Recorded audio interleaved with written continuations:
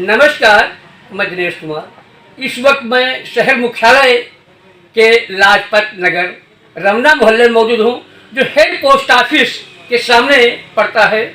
यहाँ पर जो है हमारे साथ भाई साहब मौजूद हैं। इनकी कुछ समस्या है कि इनका कहना है कि हमने जो ज़मीन ली है उसको कुछ विरोधी लोग जो है वक्फ की बोर्ड को घोषित कराना चाहते हैं, वक्फ बोर्ड, जबकि इनका कहना है कि लोग 12 साल निकलवाते हैं, जबकि हम 60 साल से भी ज़्यादा निकलवाए हैं। ये कहीं वक्फ बोर्ड नहीं रही, वक्फ बोर्ड की ज़मीन नहीं रही है, लेकिन उसके बावजूद भी कि कुछ गोदी मीडिया के लोग हैं और कुछ अराजक तत्व हैं जो खामखा के लिए जो है कहते हैं कि ये वक्फ बोर्ड नहीं है और इन्होंने जो है 60 साल निकलवा। 60 साल क्या कहता है? भाई साहब, सबसे पहले आप बताइए, आपका नाम क्या है? नमस्कार। आपके माध्यम से ज़िले के एवं आपके सारे व्यूवर्स जो भी देख रहे हैं उन सभी को मेरा नमस्कार। और मेरा नाम सुजीत कुमार शाह, मैंने पीएचडी भी की है, डॉक्टरेट भी हूँ मैं। और आज तक के मेरे ऊपर जैसे कि सरवर अली रिजवी और रिजवान मुस्तफ़ा ये मेरे ऊपर इल्ज़ाम लगा रहे हैं कि मैं वफ़खोर हूँ और मैंने भू माफियागिरी की है और मैंने ज़मीन हड़प ली है। आज तक अभी तक टिल डेट मेरे ऊपर ऐसा कोई ना आक्षेप है, ना कोई मुकदमा दर्ज है और ना ही मैंने कोई ऐसे कृत्य किए हैं, ना ही किसी ने मेरे खिलाफ ऐसी कोई कोतवाली या संबंधित अधिकारी को मेरे खिलाफ किसी ने कोई आपत्ति दी है। मैंने इस ज़मीन को परचेज़ किया 2023 में। जी ठीक है। परचेस करते वक्त जिनका कब्जा था हर्ष टंडन एवं मदन मोहन टंडन, उनको मैंने पूरा पैसा दिया। पैसे देके मैंने रजिस्ट्री कराई। रजिस्ट्री कराने के टाइम में मैंने उनसे सारे पेपर लिए, सारे वैलिड पेपर मुझे मिले। नगर पालिका से उनका दाखिल खारिज था। मकान का 2000 में उन्होंने नक्शा पास करवाया था और सीनियर डिवीजन सिविल जज के यहाँ उनका बंटवारा होके उनको ये आइस फैक्ट्री पूर्व में हुआ करती थी, उस आइस फैक्ट्री में क्या क्या सामान, क्या क्या चीज़ें मिली, वो पूरे बंटवारे के आकलन से मेरे पास में अभी तक के सारे सिलसिले मौजूद हैं। तो हम ये चाहते हैं, अपने दर्शकों से भी कहना चाहते हैं और जो शासन प्रशासन के जिम्मेदार अधिकारी हैं, जिलाधिकारी महोदय, एसडीएम महोदय, तहसीलदार, कानूनगो, ये जितने भी राजस्व प्रशासन के अधिकारी हैं उनको भी मैं दिखाना चाहता हूँ, अपने दर्शकों को दिखाना चाहता हूँ कि किस तरीके से आपने बैनामा लिया। और सन 61 से आप बता रहे कि हम 60 साल निकलवाए हैं, तो सन 61 से जी 63 साल हो गए हैं, तो कैसे क्या जो है किसके नाम में जमीन आई है, किस तरीके से हम लोग पूरी बात बताइए बिल डॉक्यूमेंट के साथ। आपकी मीडिया के माध्यम से मैं सबसे पहले तो पूरे जिला प्रशासन को बहुत बहुत साधुवाद देता हूं कि वो किसी भी मीडिया की भपकी में नहीं आया और उन्होंने स्वतंत्र रूप से जो उनको न्याय लगा वो काम किया, चाहे वो जिलाधिकारी महोदय हों, एसडीएम साहब हों, कप्तान साहब हों, तहसीलदार महोदय हों या लेखपाल हों, मतलब सबने अपना काम निर्भीकता से किया। कोई भी मीडिया के दबाव में आके या मीडिया ट्रायल के दबाव में आके किसी ने काम नहीं किया। जो न्याय था उसको दिखाया। पेपर के माध्यम से मैं आपको दिखा दूँ। सबसे पहले इस खितौनी पर, यह खितौनी मेरे घर की नहीं है, यह खितौनी तहसील से बन के आई है। इसमें कहीं भी वफ़ का नाम जिक्र कोई नहीं है। मिल्कियत बाबू मथुरा प्रसाद, गाटा संख्या 186 मिन, साफ साफ लिखा हुआ है। ये मेरी बनाई हुई नहीं है और ये कोई बहुत पुरानी नहीं, 29/1/2024 की ये निकलवाई हुई है। उसके बाद मैं आ जाता हूँ, ये है मेरी सन 1961 की रजिस्ट्री। 1961 में हेमा गुरनानी, शोभा कल्याणी आदि ने ज़मीन बेची थी गोपाल कृष्ण जी को। गोपाल कृष्ण ने ज़मीन ये 1961 में रजिस्ट्री कराई अपने नाम। 1961 के बाद उन्होंने ज़मीन बेची 69 में आशा रानी टंडन पत्नी मदन मोहन टंडन को। मदन मोहन टंडन ने यह ज़मीन रजिस्ट्री कराने के बाद में अपना आपसी घर का बंटवारा करवाया। बंटवारा सीनियर डिवीज़न सिविल जज के यहाँ हुआ 80 में। बंटवारा होने के बाद में सब लोग अपने अपने हिस्से पे काबिज हो गए। बंटवारे से के बाद ये उनका दाखिल खारिज हुआ। दाखिल खारिज में उनका नाम दर्ज हुआ। कहीं भी कोई नजूल की संपत्ति नहीं है, कहीं भी कोई वफ़ का नाम नहीं है, बाकायदा उनके नाम ये दर्ज हुआ। 2023 में मैंने अपनी रजिस्ट्री कराई, पूरा पैसा उनको पेड किया।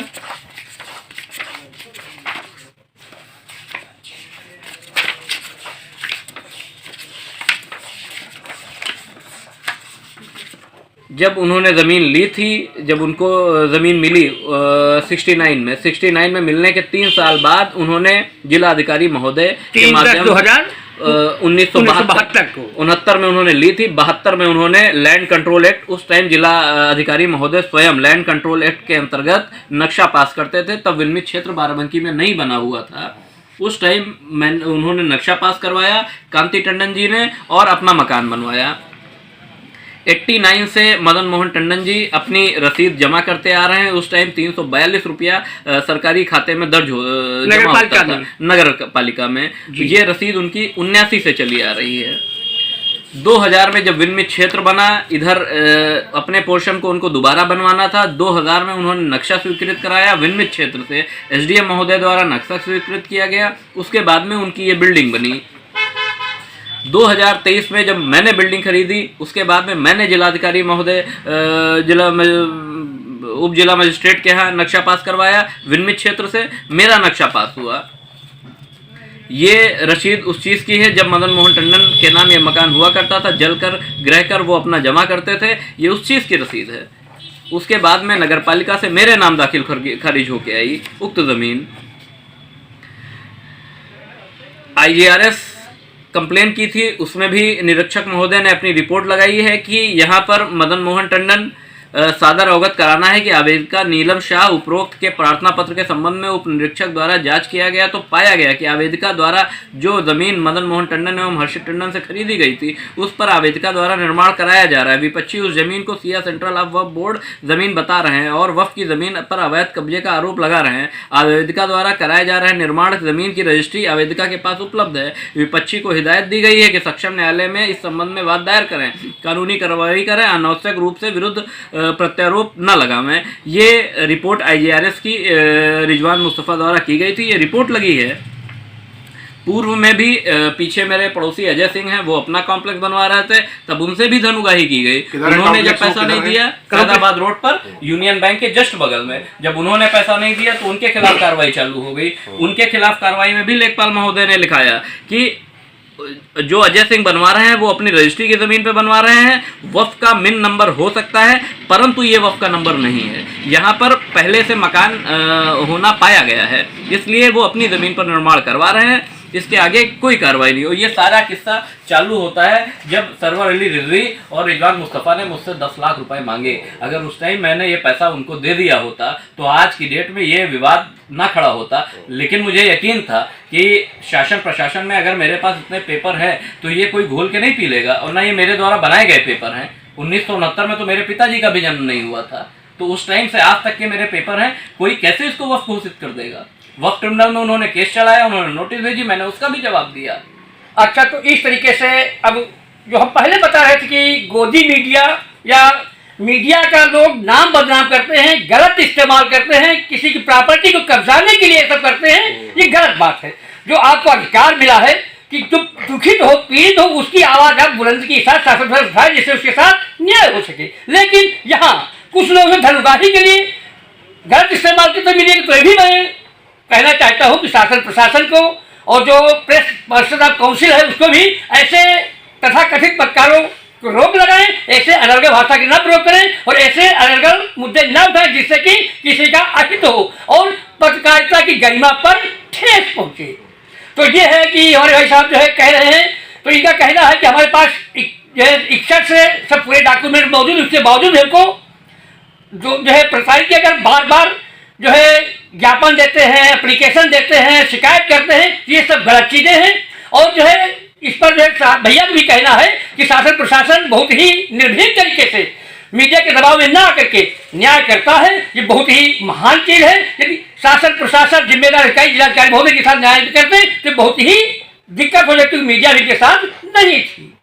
तो मैं अपने चैनल के माध्यम से अपने दर्शकों को, शासन प्रशासन को, सबको कहना चाहता हूँ कि उचित कार्रवाई करें। मीडिया की भी गरिमा है, उसको भी बचाए रखें, उसको भी बनाए रखें और पीड़ित की आवाज बुलंदी से उठाएं और कहीं भी ऐसी बात न करें जिससे कि मीडिया की गरिमा को ठेस पहुंचे। अब देखना यही है कि इनका पीछे निर्माण भी चल रहा है और जो है, लेकिन हाँ, इनको जो है गलत तरीके से ज्ञापन की माध्यम से, मीडिया की वजह से धमकाया जा रहा है। ऐसी बात नहीं होनी चाहिए। शासन प्रशासन आपका साथ दे रहा, कोई दिक्कत तो नहीं है, नहीं, शासन प्रशासन वही कर रहा है जो न्याय है। न्याय। शासन जी। प्रशासन देख रहा है कि हमारे पास में प्रॉपर एविडेंस है, डॉक्यूमेंट्री एविडेंस है, जो कि किसी व्यक्ति के द्वारा गढ़ित नहीं है, ये कोई बना नहीं सकता, ये फेक डॉक्यूमेंट्स नहीं है, ये सरकार द्वारा जो चीज़ें हैं ये उनके डॉक्यूमेंट्स हैं। तो मैं समझता हूँ कि सरकार न्याय कर रही है और बहुत अच्छा प्रशासन चल रहा है। वरना मुझे डर था कि मीडिया भी एक चार पायों में एक पाया है, तो कहीं ये उसके दबाव में ना आ जाए। तो मैं बार बार उनको साधुवाद देता हूँ कि मेरे ज़िले के इस टाइम जितने भी वरिष्ठ अधिकारी हैं वो सारे न्यायप्रिय हैं और बिना किसी से डरे न्याय कर रहे हैं, चाहे वो मेरे विरुद्ध हो चाहे वो मेरे साथ हो। न्याय आवश्यक है, न्याय वो कर रहे हैं। धन्यवाद भैया। कहना कि शासन प्रशासन सचेत है, सजग है, बहुत ही न्यायपूर्ण कार्रवाई कर रहा है, तो हम भी अपेक्षा करते हैं कि शासन प्रशासन का उचित कार्रवाई के साथ न्याय करे। बस ये हमारा कहना है। नमस्कार, मैं Dinesh Kumar, camera person R Sharma के साथ बारंग।